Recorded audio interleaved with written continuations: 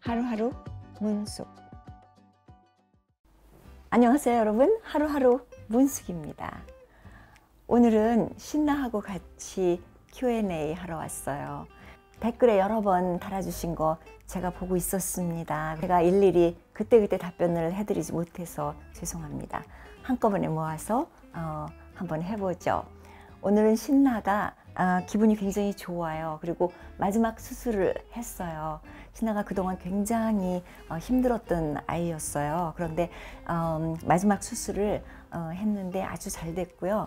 그 다음에 아주 기분이 많이 좋아졌어요. 그 마지막 수술은 이빨을 전부 제거하는 그런 수술이었어요. 굉장히 큰 수술이었는데요. 이빨이 썩은 것들이 전부 잇몸에 박혀 있어서 굉장히 고통스러운 아이였어요.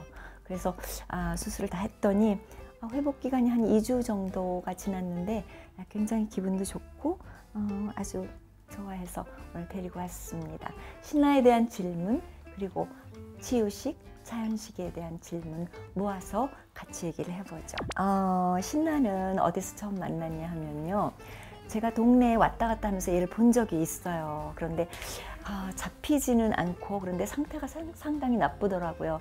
그런데 뭐 어떻게 도와줄 수가 없어서 제가 굉장히 가슴이 아팠었어요. 아이가 털이 전부 뭉쳐가지고 이렇게 꼬부라져서 펴지를 못하더라고요. 그리고 동네에 다른 아이들한테 밀리는지 먹지 못해서 상당히 그 뼈만 남아있는 그런 아이더라고요. 그래서 제가 불러봤는데 도망을 가더라고요. 그래서 굉장히 가슴이 아팠는데 어느 날 새벽에 비가 막 쏟아지는 날인데요. 제가 차를 마시려고 일찍 일어났는데 갑자기 고양이 소리가 밖에서 들리는 거예요. 그래서 내다보니까 신나가 온 거예요. 그래서 저를 찾고 있다는 느낌이 바로 들었어요. 얘가 배가 많이 고픈가 보다. 왜냐하면 이를 쓰지 못하기 때문에 사냥을 할 수도 없고 먹을 걸 구할 수 없는 상황이었어요. 그래서 제가 내려갔는데 또 내가 이리 오라고 그러니까 또 도망을 가더라고요. 근데 제가 나가면서 집에 문을 열어놓고 나갔어요. 그랬더니 얘가 도망을 가면서 저희 집으로 뛰어들어갔어요. 그래서 느닷없이 저희 집으로 도망을 간 케이스가 됐죠. 그래서 문을 닫고 보니까 털이 다 빠지고 무슨 새까만 게 가득 있더라고요. 털 빠진 데. 그래서 뭔가 하고 봤더니 벌레가 빈틈없이 새까맣게 박혀 있더라고요.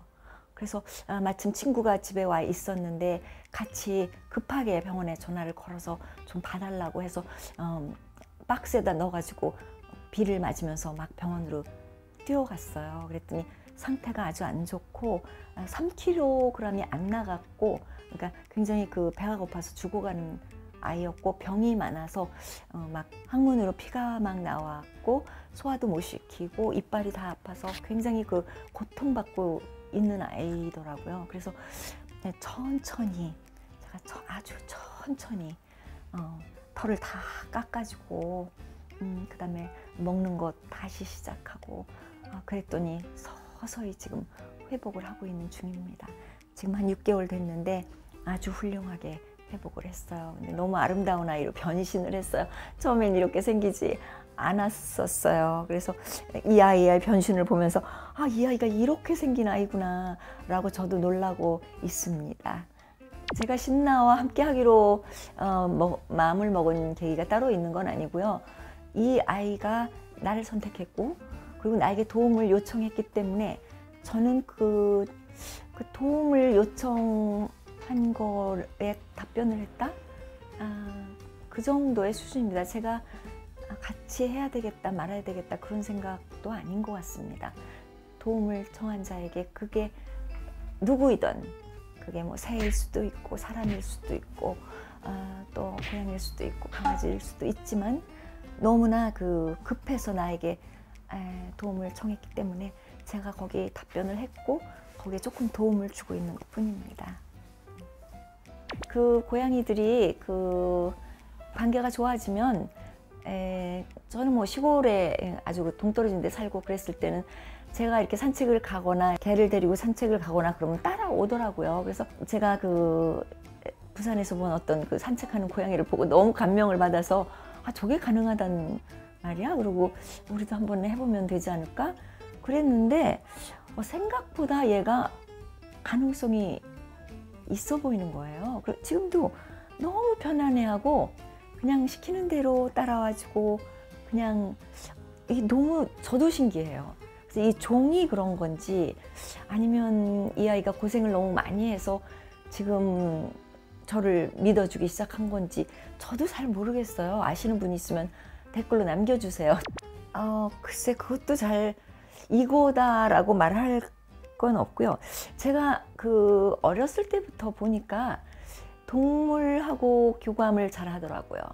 저는 오히려 사람을 보면 굉장히 긴장하고 항상 말을 실수를 하고 버벅거리고 긴장하고 그러는데 동물들하고는 굉장히 좋은 기억이 많이 있어요.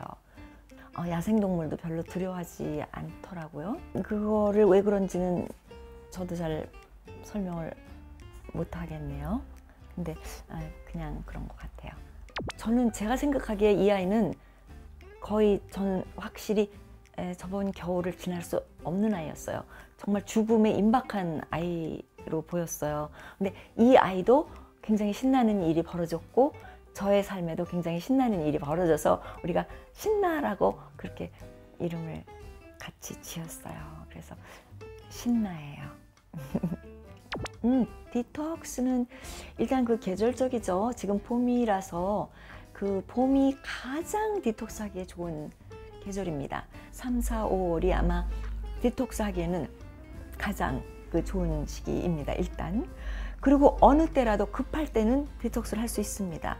왜냐하면 병원에 입원을 했다 나오셨다든가 그러니까 약을 많이 드셨을 때죠. 그리고 몸이 갑자기 나빠졌는데 갑자기 해야 된다. 아니면 무슨 진단을 받았다든가 디톡스를 바로 들어가셔야 되죠. 하루만 해도 몸이 다릅니다. 그런데 그 디톡스를 하실 때 그 기간이 있습니다. 그게 21일이에요. 21일 동안 디톡스를 하면 몸의 세포가 완전하게 바뀌는 그 주기이기 때문에 일단 21일 디톡스를 하시면 몸이 완전히 세포가 바뀌는 체험을 하게 됩니다. 그러고 나서 그 몸에 땡기는 것들이 변하기 시작합니다. 그래서 그게 중요해요. 왜냐하면 가공식품을 너무 그동안 많이 먹었던 사람들은 그 갑자기 끊기가 굉장히 어렵습니다. 그래서 조금씩 하셔야 돼요. 항상. 그렇지 않으면 명현 반응이 너무 심하게 일어나고 그래서 그냥 조금씩 하루에 요만큼씩 그 다음에 하루에 요만큼 빼고 하루에 요만큼 하고 그러다가 봄이 되면 조금 강하게 해주고 그러면 살도 훅훅 빠집니다. 봄에는. 당연합니다. 그거는 지금 질문하신 분뿐만 아니라 우리 모두가 경험하는 거예요. 저도 그렇고요. 왜냐하면 그걸 한꺼번에 끊어낼 수는 없습니다. 그리고 그거를 끊어낸다고 해서 무조건 좋은 건 아닙니다. 왜냐하면 우리 몸이 그걸 찾기 때문에 오히려 거부 반응이 일어나기도 하고 명현 반응이 일어나기도 합니다. 그래서 그걸 어떻게 바꾸어주느냐가 문제입니다. 어떻게 현명하게 보완을 시키고 바꿔주느냐. 단 거를 아주 안 먹을 수는 없습니다. 그리고 단 거가 특히 먹고 싶다면 일단 토의 기운을 가진 음식을 깔고 가야 합니다. 그래야 단 것을 먹고 싶어지는 그 기운이 가라앉고요. 그리고 가공식품으로서의 단 것을 끊는 것이지 그냥 단 것을 다 끊을 필요는 없습니다. 저번에 그 만들었던 그 블루베리 마멀레이드 같은 거는 만들어서 토스트에다가 호밀빵 같은 거를 맛있게 구워서 발라서 먹으면 훌륭하게 맛있습니다. 제가 육류도 말씀을 드렸죠. 한꺼번에 끊으려고 하면은 더 힘들어진다. 그러면 일주일에 하루만 먹지 않겠다. 그 다음에 일주일에 이틀을 먹지 않겠다. 아니면 주말에 먹지 않겠다. 그러다가 일주일에 그러면 고기 먹는 날을 정해서 일주일에 한두 번만 먹겠다. 이렇게 가면 상당한 효과가 있는 겁니다. 그렇지 갑자기 끊으려고 하면 분명히 실패를 하십니다. 어떻게 이거를 밸런스 있는 식사를 하면서 내가 거기에 맞는 식생활을 상당히 즐겁게 할 수 있습니다. 야행성 야채에 대해서 다시 한번 짚고 넘어가죠. 제가 여러 번 말씀을 드린 적이 있고 저희가 전혀 쓰지 않는 건 아닙니다. 쓰기는 합니다. 그런데 아주 제한되게 씁니다. 여름에 잠깐 한두 번 가지를 쓴다든가 토마토도 여름에 주로 몇 번 쓰고 또 아니면 익혀서 주로 쓴다든가 그런 이제 이론이 성립이 되는데요. 야행성 채소가 몇 가지가 있죠. 토마토가 그 중에 들어있고 가지가 들어있고 흰 감자가 들어있습니다. 그리고 고추가 들어있습니다. 야행성이라는 나이트쉐이드라는 이름이 붙은 이유는 이 식물들은 낮에 햇빛을 보고 자라는 것이 아니라 밤에 자란다고 해요. 달빛을 보고. 그래서 야행성이라는 이름이 붙었습니다. 야행성 야채들은 주로 다 독성을 가지고 있어요. 그래서 우리가 그냥 먹었을 때는 그 독성이 우리에게 전달이 됩니다. 그래서 가지를 날 걸로 먹지 않죠. 감자도 껍질까지 날 걸로 먹지 않습니다. 토마토도 마찬가지예요. 토마토 껍질에 특히 야행성 성질이 아주 높습니다. 그래서 어떻게 해요? 주로 뜨거운 물에다 넣어서 껍데기를 벗기죠. 그래서 샐러드를 하죠. 그렇지 않으면 스튜 같은 데 넣는다든가 파스타를 만들 때 푹 끓여서 그 야행성을 낮추죠. 그게 우리 마음을 어둡게 해요. 여러분들이 한번 시험을 해보세요. 저는 해봤어요. 이론으로 배우고 제가 하나하나 다 시험을 해봤습니다. 확실히 꿈자리가 사납습니다. 야행성을 많이 먹고 밤에 자면 잠이 보대껴요. 그리고 관절염이 있으신 분들은 관절이 아픕니다. 저는 관절염이 없음에도 불구하고 계속해서 토마토를 며칠을 먹는다? 그러면 아침에 일어나면 손마디가 빳빳합니다. 야행성 음식은 매일 먹는 게 아닙니다. 그 때가 됐을 때 잠깐 먹는 음식입니다. 여러분 어떠셨어요? 오늘 제가 이것저것 두서없이 말씀을 드렸습니다. 여러분들에게 도움이 되었으면 합니다. 항상 극단주의라고 하죠. 뭐가 좋다더라 그러면 우리는 극단주의에 빠지기 시작합니다. 맹신주의라고도 하죠.